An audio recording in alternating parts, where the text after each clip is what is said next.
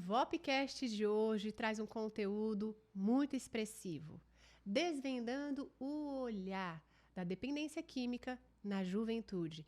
Eu convido você para transformar esse conceito, essa realidade e levar informação que traga vida, otimismo e propósito.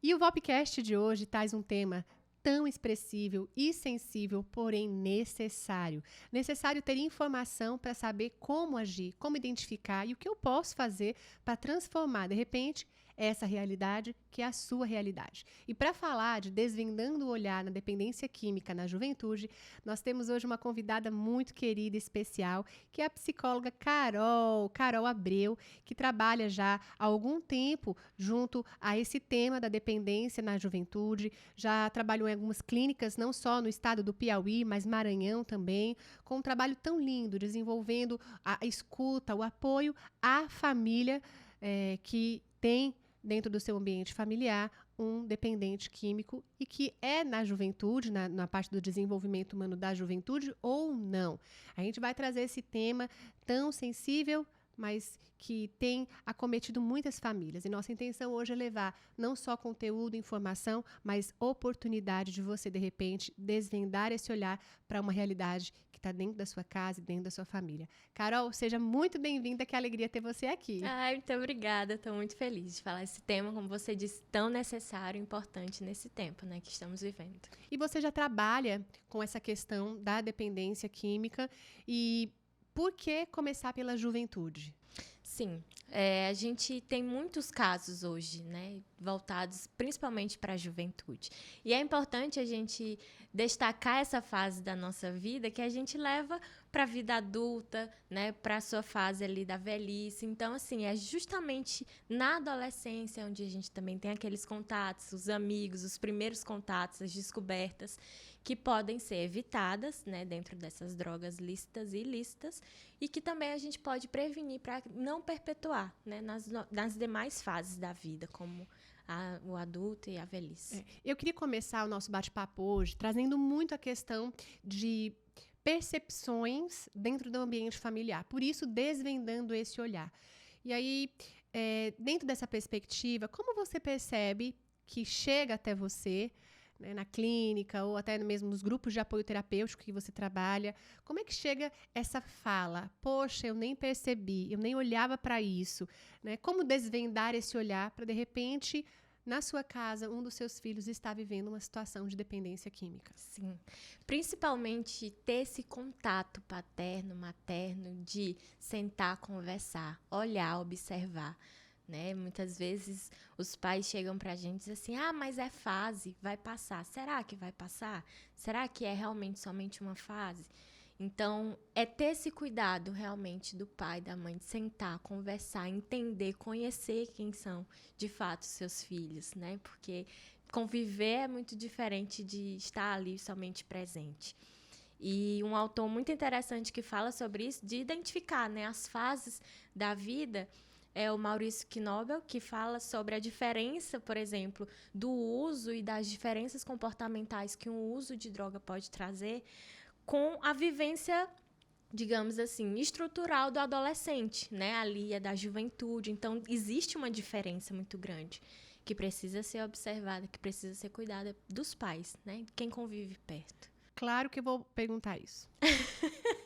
Quais as diferenças observáveis dentro do ambiente familiar que os pais podem perceber? Poxa, existe aqui algum indício, talvez, do meu filho estar fazendo uso de drogas. Enfim, quais são essas diretrizes, essas indicações? Muitas vezes, ali nos comportamentos diários, como, por exemplo, uma falta de apetite, Sentava à mesa, mas hoje já não quer mais sentar, só quer se isolar, ficar dentro do quarto. Não tem mais aquela liberdade de chegar, conversar com amigos, com parentes, né? Se sentem mais travados, reservados, reclusos, não querem mais essa interação social. Muitas vezes também passa muito tempo fora de casa, sem o contato, né, com os pais e tudo, por sentir, fora de casa eu tô mais protegido, ou então me sinto mais livre do que dentro de casa. Então precisa ter esse olhar nos pequenos detalhes, sabe? Nas pequenas atitudes, mãe, não quero conversar agora. Por que não quer conversar? O que está acontecendo? Sabe? Então esses comportamentos anunciam.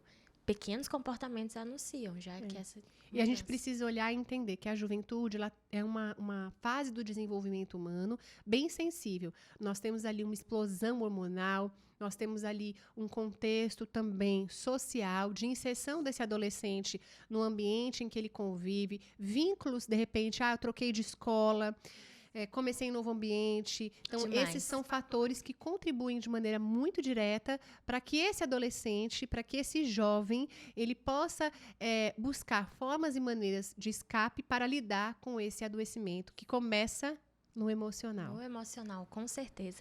E que tem fatores também, né? Como você disse, sociais, existem fatores hereditários, né? Pela vivência. Eu vim de uma família que meu pai bebia muito. Então, o avô já bebia muito, o pai bebia muito, e ele já começou a beber muito por conta disso.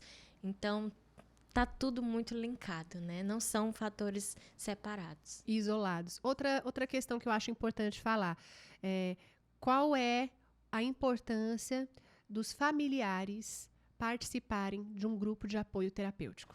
Primeiro, entender que não é somente ali o dependente químico, a família também se torna como se fosse a extensão da dependência química, né? Porque eles também adoecem na preocupação, na angústia, e isso precisa ser tratado dentro da terapia, isso precisa ser compartilhado, que é uma das formas e uma das técnicas, né, que a gente tem para conseguir lidar com tudo isso, de sentir, olha, tem alguém caminhando comigo, e isso a gente tem dentro dos grupos, né, terapêuticos. Entender que precisa desse acompanhamento, primeiramente, né? E para que você também se sinta forte bastante para você poder ajudar o outro. É aquela historinha da máscara do avião, sabe? A máscara cai, você primeiro precisa se ali abastecer do oxigênio para poder ajudar o outro. Assim a família, assim os pais, assim o avô, a avó, os primos, os que estão caminhando perto. Eles precisam estar bem abastecidos, firmes, fortes, para conseguir ajudar o dependente, né, na família. Certo. Nós vivemos num contexto aqui no Nordeste do Brasil e a gente percebe que existe culturalmente uma diferença entre a cultura nordestina, a cultura sulista. Todas as regiões têm a sua cultura diferente. Às vezes a gente viaja para um lugar dentro da nossa nação e é tão diferente os costumes, né, que a gente está percebendo e que a gente vivencia naquele lugar. E aí eu queria te perguntar, aqui no Nordeste, existe algum indicativo, existe alguma questão que a cultura nordestina, ela aponta para um maior índice de dependência? Existe esse fator cultural e o aumento significativo de dependência química, principalmente na juventude? Existe, principalmente a alcoólica. Não tanto de cigarro, porque a gente já mora em uma região muito quente, né? Então, o uso em si, ele já não é um indicativo preocupante, porém, alcoólica sim. Principalmente nas regiões mais afastadas, nos interiores, né? Onde a gente tem até meio que difícil acesso. Culturalmente falando, né? Essa questão do alcoolismo. Como eu lhe falei, o pai já usava, o avô já usava, então vou usar, meu filho vai... Enfim, isso entra na questão hereditária. Mas existe um índice muito alto de uso da bebida alcoólica, que vai muito mais além, né, da questão social, de estar em algumas festas e beber socialmente. Vai muito mais além disso. Como configurar, como caracterizar a dependência? A dependência, ela... Segundo a Organização Mundial de Saúde, ela é uma doença e precisa ser tratada como tal, né? Não tem como a gente vendar os olhos para isso. Por isso, desvendando esse olhar. Exatamente. E quanto mais a gente ter essa visão de é uma doença e precisa ser tratada, mais a gente vai estar retardando alguns comportamentos que podem ser deixados durante anos e anos e anos. Porque no primeiro uso a gente acha que não foi nada. Mas ali o teu cérebro já recebeu muitos receptores daquela substância. E pode ali levar anos e anos e anos, se você não usar novamente, né? O teu corpo alimentando aquelas substâncias. Então, assim, é algo que dentro do teu primeiro uso vai durar talvez a vida inteira. A memória do impacto do uso. Porque o componente químico, ele sai do corpo. Sai. Mas o teu corpo recebeu algo que disse assim, opa, algo estranho, e eu gostei. Porque a droga em si, ela libera a dopamina, que é um neuroreceptor de prazer. Então, assim, o teu corpo vai gostar daquilo. E é quase que instantâneo. Então, quando você usa, o teu corpo a memória fica memória fixada. Exatamente. Certo. Isso vai te gerar talvez lá na frente, uma memória de uma sensação. Por exemplo, um momento que eu estava entre amigos, eu lembrei do primeiro uso. Então, eu vou tentar usar de novo, porque eu gostei. Isso é o uso. Mas quando se torna a dependência. A dependência é quando você já não consegue controlar os seus impulsos. Isso relacionados ao consumo da droga. Exatamente. Quando você entende que eu não consigo mais controlar a minha vontade. Já está descontrolado. Eu vou agredir alguém que me ama por não deixar eu usar. Eu vou roubar muitas vezes. Eu vou, enfim, fazer algo, seja o que for, para eu conseguir alimentar o meu corpo e a minha vontade diante do uso. E é interessante a sua fala, porque ela aponta para uma questão muito destinada à consciência. O usuário tem consciência de que não consegue controlar? Ele tem consciência e muitas vezes pede ajuda, entende? Aí que entra a função da terapia nisso. Porque a terapia, ela entra nessa função de oferecer suporte, trazer para ele a importância de objetivos de vida, de sentido de vida, para a gente conseguir equilibrar esses impulsos, essas vontades. Então, assim, ele tem consciência que precisa melhorar, que aquilo está fazendo mal, porém, o prazer muitas vezes fala mais alto, né? Então, ele busca alimentar esse prazer porque o corpo pede.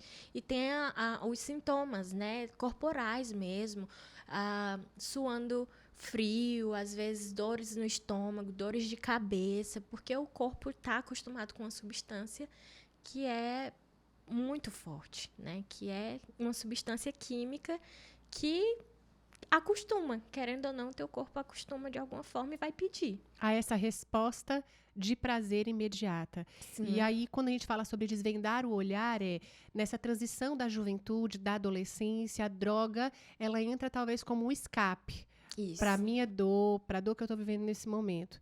Né? Qual a sua instrução como psicóloga clínica diante desse contexto, onde existe apontamentos de bullying na escola crescente, adolescentes que estão em transição de um outro contexto social, por exemplo, mudança de escola. O que esses pais precisam entender que podem proteger os seus filhos acerca não só do ambiente que favorece o uso da droga, mas do contexto emocional. Como fortalecer o emocional dos seus filhos e instruí-los também acerca da questão da dependência e do uso de drogas. Eu acho que essa tecla a gente está batendo sempre, né? Através do Vopcast, que a terapia é um amigo, assim, é uma mão amiga. É uma prevenção. Prevenção gigantesca, assim, em todas as áreas da nossa vida, né? É um tratamento que pode ser ali para uma questão específica, mas que pode transbordar e ajudar em muitas áreas que a gente nem imagina, que os pais também não imaginam, né? Por isso a terapia é tão importante. Também ter esse acompanhamento dentro da escola. Eu até comentei esses dias que Vygotsky fala que Na fase da adolescência, o adolescente ele precisa estudar para se desenvolver, né? Na infância brincar e na fase adulta trabalhar. E muitas vezes, hoje a gente sabe que o mercado de trabalho, enfim, está puxando muito, né, dos alunos para cada vez mais se capacite, e o estudo ele se torna algo muito pesado, que muitas vezes eles vão correr para alguma forma de aliviar, né, esse estudo. Então, é muitas vezes indo para festas, muitas vezes tendo, vamos só sair para o rolê, né? Enfim, e tudo isso a gente sabe que está ali inserido algum tipo de droga. Então, o acompanhamento de perto, entender e ajudar nessa fase de desenvolvimento da adolescência, na juventude, principalmente dos pais ou alguém responsável, né, dentro da dinâmica familiar, é muito importante. Um ponto significativo que eu acredito também que faz toda a diferença. Tá, os pais perceberam que o filho faz uso, né, de alguma substância psicoativa, que a gente chama, né? Quais são as medidas que esses pais precisam tomar? Assim que descobrem. Por exemplo, o pai pegou maconha na bolsa do filho. Um exemplo. O que ele pode fazer? É importante a gente falar, porque, de repente, você é usuário, o que é a dependência, entende? Esse pai e essa mãe são permeados por questões, muitas vezes a culpa vem, como eu não percebi, o que foi que... Né? Então, aconteceu um episódio como esse, vamos dar esse exemplo. Pai e mãe pega uma droga, uma maconha da mochila do filho. O que eles podem fazer com instrução? Primeiro, sentar, conversar e entender como que aquela substância chegou até ele, né? Para identificar o ciclo de amizade, o que aconteceu para ele estar com aquela droga dentro da bolsa, se ele está usando. Primeiro, entender de onde veio, para onde vai, se ele está consumindo. Depois, tendo isso, vamos trabalhar na estrutura disso. O que a gente pode fazer para ajudar, né? Isso entra o acompanhamento terapêutico, às vezes precisa dessa intervenção medicamentosa, depende, né, se está ali no início do uso, se não, mas é importante ter uma consulta, né, com o psiquiatra e assim ter o direcionamento dos profissionais para a terapia em si, que ela precisa ser elaborada com base no uso de cada um, né? Certo. E uma coisa importante também é a gente tentar entender que quando a gente fala sobre dependência, principalmente a química, a gente isola ou exclui ou destina uma maior atenção e esquece dos jogos, esquece das outras dependências. Eu não sei se a gente pode falar um pouquinho sobre isso. Pode sim, deve, né? Hoje, principalmente, a gente está com contato de telas desde o momento que a gente nasce, né? A gente vê crianças ali tendo contato de telas. As interações hoje, elas não são mais cara a cara, são virtuais, né? Muitas vezes a gente escuta, não, eu vou entrar ali no joguinho porque o fulano tá me esperando. Né? Tem um irmão adolescente em casa, então a gente escuta isso direto. Qual idade? 13 anos. Então, assim, isso nos deixa preocupado porque, sim, precisa ter uma atenção para não gerar uma dependência. E o que é, na verdade, tudo isso? Ele acaba trazendo e trocando, né? Os prazeres que a gente tem na vida, que são, muitas vezes, pequenos prazeres, momentos ali de conversa com um amigo, que a gente sabe que isso traz um crescimento, um desenvolvimento, para prazeres virtuais, né? Prazeres porque distingue, né? A gente precisa distinguir o prazer de jogar a bola com os colegas, a liberação aí de dopamina da prática de um esporte que traz interação social, várias coisas, da questão do jogo. Sim. Porque você não tá, você está isolado socialmente, você está isolado no ambiente, mas você não está isolado socialmente no sentido de você estar em contato com muita gente. Exato. E eu vejo que quando a gente fala de dependência química, a gente volta a olhar drogas, mas a gente, eu não sei qual o termo, mas se é atenuar, quando a gente fala do questão do jogo, por exemplo. Então, assim, o jogo ele também traz uma dependência significativa, ele também modifica tanto quanto o uso das drogas. Eu acredito que o termo seria tampar mesmo só com a peneira, sabe? Porque existem consequências disso. Se a gente não der a devida atenção ou não regrar, não precisa tirar, né? Não, você não vai usar mais, porque isso até estimula a vontade dele de usar. Do jogo. Do jogo, às vezes vai desobedecer o pai e a mãe por conta disso. Então, regrar, olha, você tem até tal hora para usar. Depois disso, você vai estudar, você vai para o futebol. E mesclar isso com as interações sociais, que é tão importante. E olha só, quando você falava, você vai usar, a gente usa o termo usar e a gente já pensa, droga. Por isso que eu falei jogo. Lá em casa eu também tenho 2 filhos, um com 12 anos, né, e um com 10, e não tem como, o mais novo se torna precoce pelo estímulo do mais velho, 2 homens. E um dia ele disse, mamãe, eu vou usar agora. Aí meu coração, usar o quê? Usar o quê? Mamãe, deixa eu jogar? Então, assim, as palavras, elas são carregadas de um olhar que vem muito da nossa vivência, da informação que chega. E mais uma vez eu falo da importância da prevenção, da informação como uma maneira de você trazer para o seu contexto familiar uma realidade transformada. O Vopcast, ele nasce com esse intuito realmente de oportunizar você que nos assiste essa informação e aplicar dentro do seu ambiente.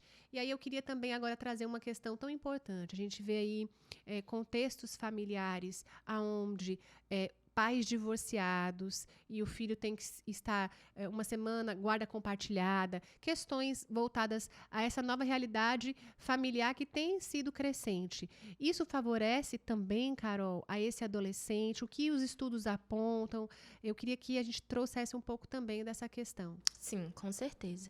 Porque está ligada à área emocional, né? O uso, muitas vezes, ele está ligado a uma falta ou até mesmo a um excesso que está ali dentro da estrutura e da dinâmica familiar. Então, se ele está passando por um processo, juntamente com os pais, de separação, entendendo como é que tudo aquilo está funcionando na sua fase latente, né, de hormônios lá em cima, o estudo, tudo aquilo acontecendo, muito facilmente ele pode procurar alternativas, né? Para lidar com essa dor, sanar esse buraco, né?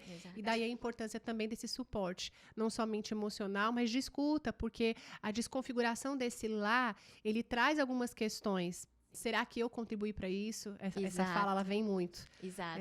A culpa é minha? O que foi que eu fiz? Então, é importante aos pais, eu acredito, que diante de um ambiente onde haja a questão do divórcio, né, dessa nova estruturação familiar, haja também o apoio para os filhos no sentido de instruir, né, a nova composição, a nova realidade e ofertar a esse adolescente esse apoio para que a gente trabalhe de forma preventiva a essas questões. E alguns estudos também, Amanda, apontam que a ausência dos pais, não necessariamente dentro do processo de divórcio, mas, por exemplo, pais que passam o dia trabalhando.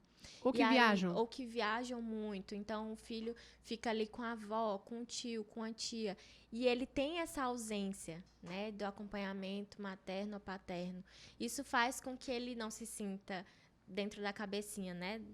No universo. Boom da emoção. Não sou tão amado assim, minha mãe não se importa muito comigo, meu pai não tá nem aí pra mim. Então, eu vou pra galera, eu vou me divertir, eu vou viver a vida, entende? Então, é uma linha muito tênue, né? Que você precisa se preocupar.